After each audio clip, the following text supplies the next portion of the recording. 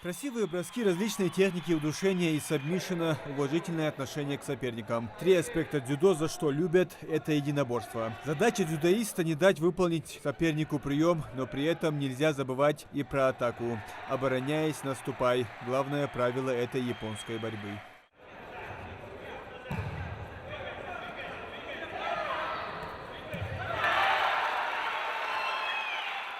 Всероссийские соревнования по дзюдо среди мужчин памяти Магомеда Парчиева в этом году проводятся в 23-й раз. На этот турнир в республике собрались около 170 спортсменов. Всего дзюдоисты борются в 7 весовых категориях.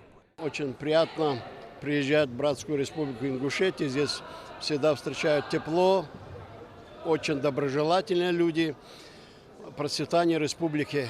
По поводу соревнований, многие победители, призеры первенства России, международных соревнований, борьба ожесточенная.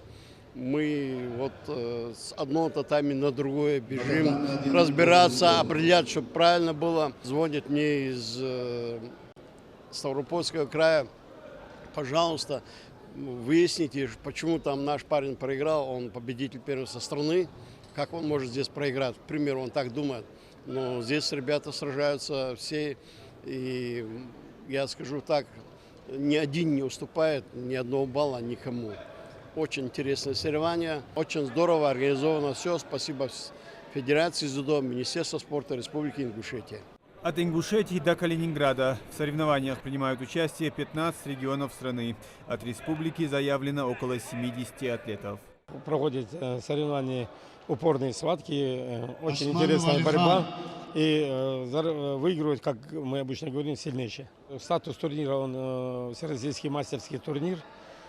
Первые места, которые занимают спортсмены, они выполняют норму мастера спорта России. Поэтому борьба ожесточенная, и все рвутся к пьедесталу, одним словом, занять первое место.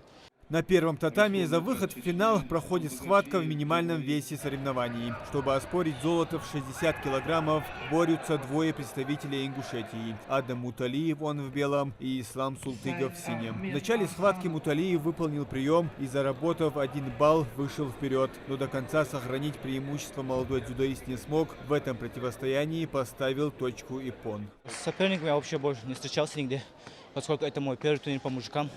Все это время я боролся по юниорам, по юношам. Сейчас первый год по мужикам борюсь. Настрой боевой, как обычно. Всегда заряжен только на первое место. 60 килограммов – это вес триумфа ингушских дзюдоистов на этих соревнованиях. Наши взяли весь пьедестал.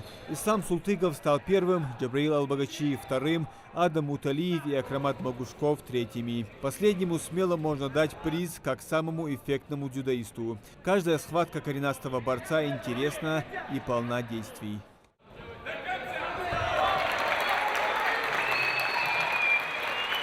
Победители 5 весовых категорий определились в первый день, а 2 веса 81 и 73 отложили на второй. 73 килограмма считается самым престижным весом на соревнованиях, так как именно в этом весе выступал наш земляк Магомед Парчиев. На этих соревнованиях много людей, которые лично знали одаренного атлета, в том числе и главный судья состязания.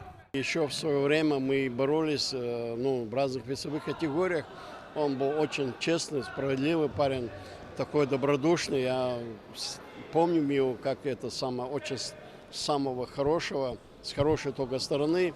Многократный победитель, призер не только там России, Советского Союза, он чемпион Европы. Это был очень прекрасный человек. А на ковре он был лев вообще, просто очень... За ним все следили. Сейчас вот выйдет Парчиев и покажет всем, как надо бороться. Было вот такое, все брали с него пример. Это был очень шикарный борец. Хочу еще добавить, что мой ученик является главным тренером сборной команды страны. Это Хасан Битав. Он очень хорошо отзывается об ингушских ребятах, об спортсменах.